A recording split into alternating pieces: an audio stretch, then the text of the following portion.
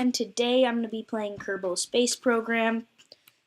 This is a tutorial on how to fly to the Mun in Sandbox. Here's the rocket we're going to be using. I won't focus on how to make the rocket.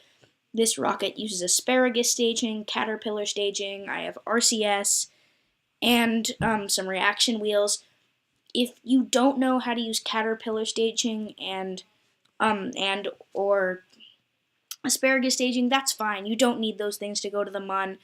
They're slightly more advanced. You can look at the Kerbal X ship if you want to know what asparagus staging is. You don't need them for going to the Mun. If you're watching this video, though, you should know how to use your maneuver nodes and how to get in a low orbit around Kerbin. Here we're bringing along Jebediah Kerbin to go where no Kerbal has gone before. RCS and SAS on. Start up our ship. Got 5 mainsails to start it up. Here we go.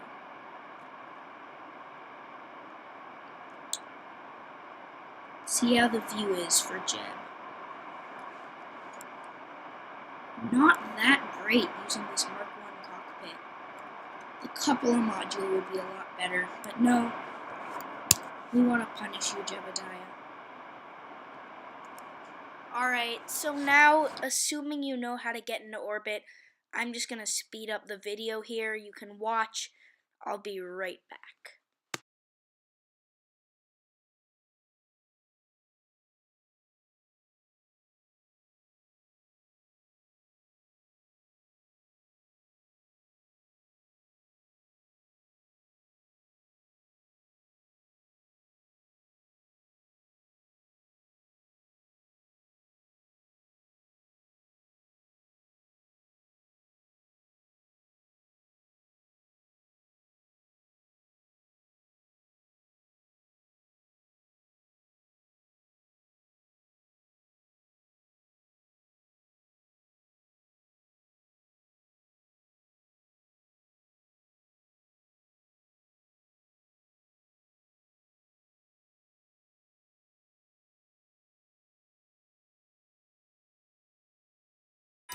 You see, we still have a tiny bit left on this booster.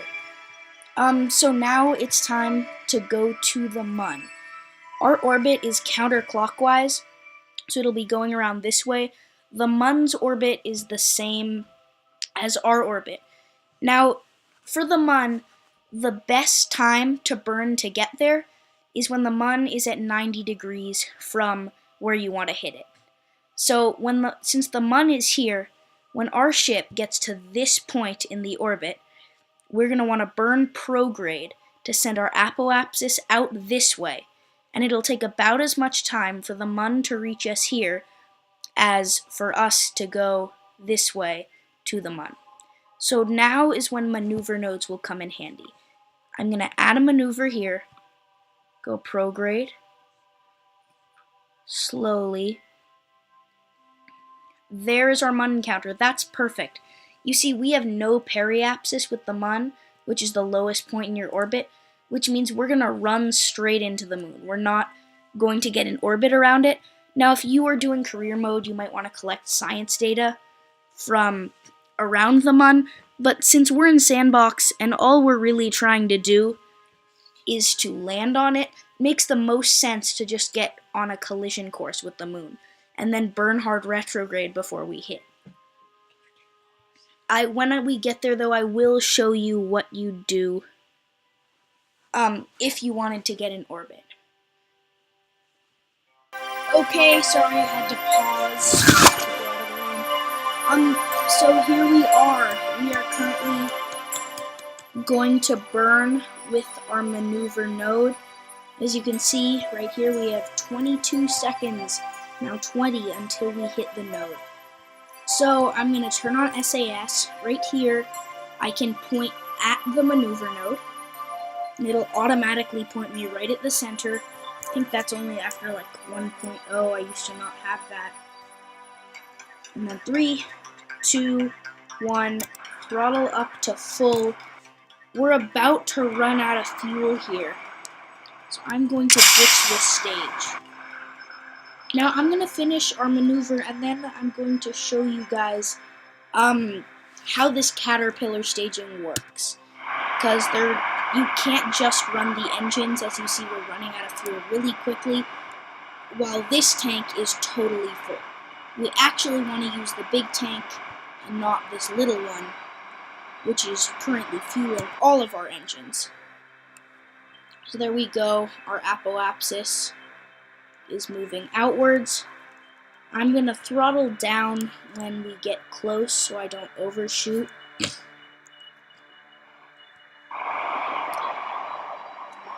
Jebediah Kerbin is looking fairly neutral now.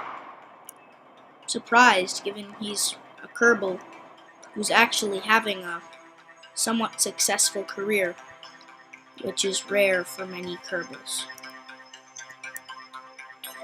Again, I'm just trying to get it perfectly right. There we go. Turn off RCS and SAS. As you see, we have no Mun periapsis. We have our Kerbin apoapsis, and it says we'll keep going, but we're actually just going to collide with the Mun. So there you have it. We have our perfect Mun encounter. There's really nothing else to do for a while, except to explain this caterpillar staging. So the idea behind caterpillar staging is you have these engines off to the side. We could see this better if it wasn't... Oh, there's the sun. Great. These three engines, and we're going to use this tank to fuel them and then drop it off on our way back. Right here, I am warping through caterpillar stagingness, just because it's kind of complicated. You don't need to know it, and you can look it up in another video, so I'm just gonna speed right through this. Okay, great. So now you can see we're full on all these little tanks. And this big tank still has some fuel, so I'm going to keep using it. And now all there really is to do is to warp until we are at the Mun. So I'm just going to warp to right about here. So as you can see, there's the Mun. This gives our altitude now in relation to the Mun, and our speed in relation to the Mun.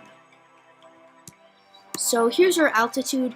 I'm probably not going to burn retrograde until we're around 20 to 25,000 meters up. So we can just warp ahead. For now, I'm just going to eyeball it. I'm not going to do what we did before and just warp ahead, because that's inaccurate. So I'm going to start pointing retrograde now. The idea is we'll just kill all our speed going in relation to the Mun, so then we can land on it. This is a flag of a previous mission I did. I was just testing out this ship. So there it is. We have plenty of battery power and monopropellant. Anyways, there are a couple small solar panels on this. So we're just gonna wait until our altitude drops to 20 to 25,000 meters. 9.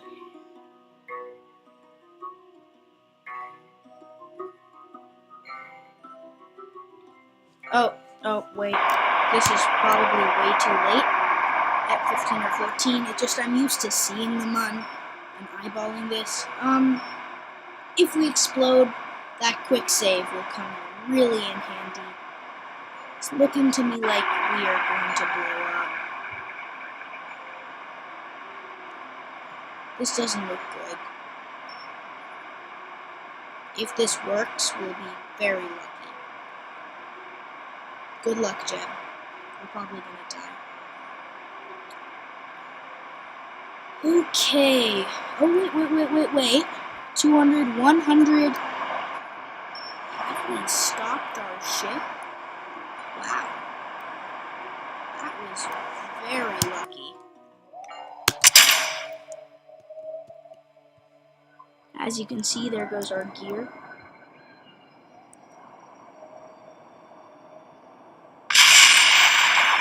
Oh, we must be close, because that just hit the ground.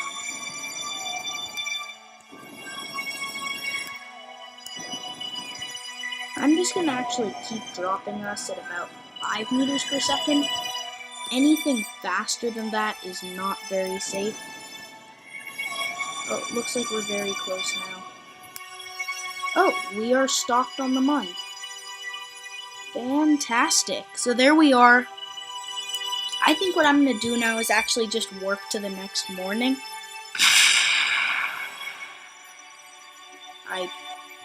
Let's hope we haven't actually lost one of our engines. Everything appears to be fine. So we're going to get into lunar orbit. This is very, very easy compared to Kerbin orbit.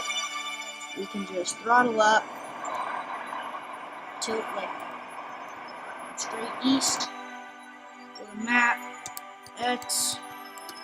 Our apoapsis is already at 5,000, and we really don't need anything higher.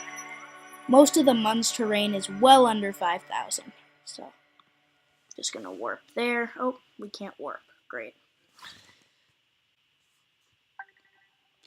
Actually, I think I'm just gonna point sideways and burn. I wouldn't recommend this for Kerbin orbit or anything else, but since we're doing such a simple task like getting an orbit around the Mun, I'm just gonna point sideways.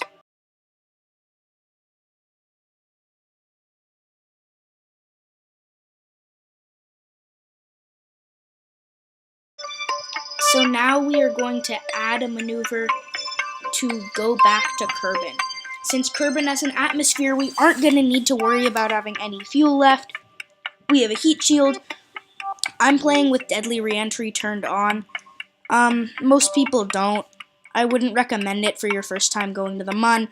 All it means is that you need to have heat shields when you're going back to Kerbin. If you don't, you will burn up and die. It's just an added bit of difficulty, and that's what real ships have to face. So now you can really just mess with the maneuver node and try and get your periapsis around Kerbin as low as possible.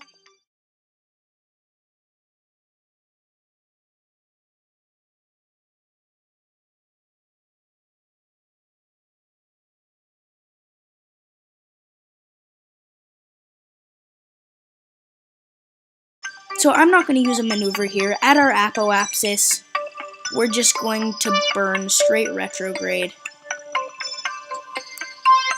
after we get farther from the Mun.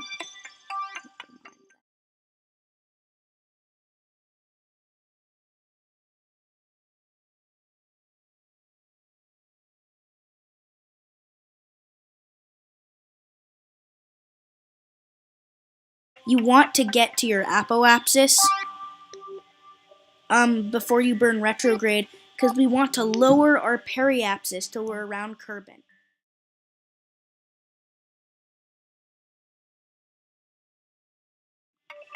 Let's warp until we're around 90,000 meters, maybe 100,000, and then I'm going to burn retrograde. So we're going to point retrograde. Wait till around 100,000 meters because we don't want to have this fuel when we're in the atmosphere. This here from this decoupler on is our landing capsule. As you can see, there's a Mark I cockpit, some batteries, reaction wheel, parachute. I will get to the landing. If you don't have deadly reentry turned on, landing's a no-brainer. Just wait here. The parachute, it will say if it's safe, risky, unsafe to deploy the chute. And when it says safe, you deploy your chute, and that's all there is to it. In this, we're using a heat shield, so I'll be showing you guys a little bit of what you need to do with deadly reentry turned on. Time to waste our fuel. We're going really fast. Actually, when you get near the ground, Kerbin's atmosphere should slow us down to under 200 meters per second. Kerbin has a very thick atmosphere. Eve is comparable.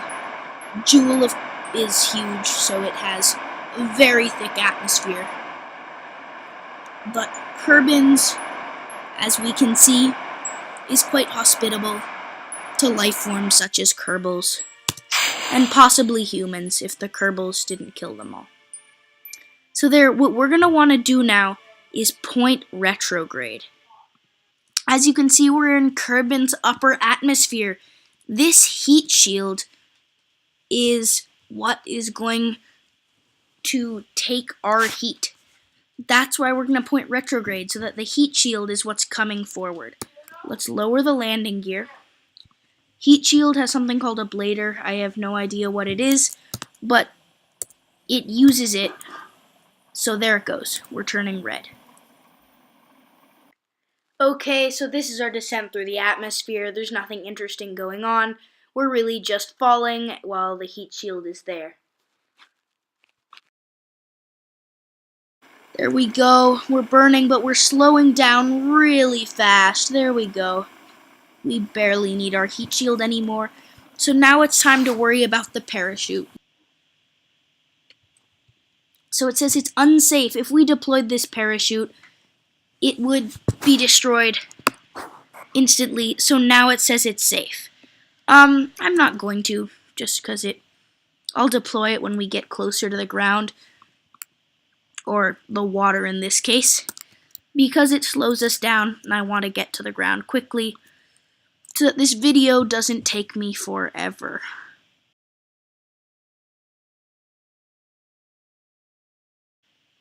That's looking good.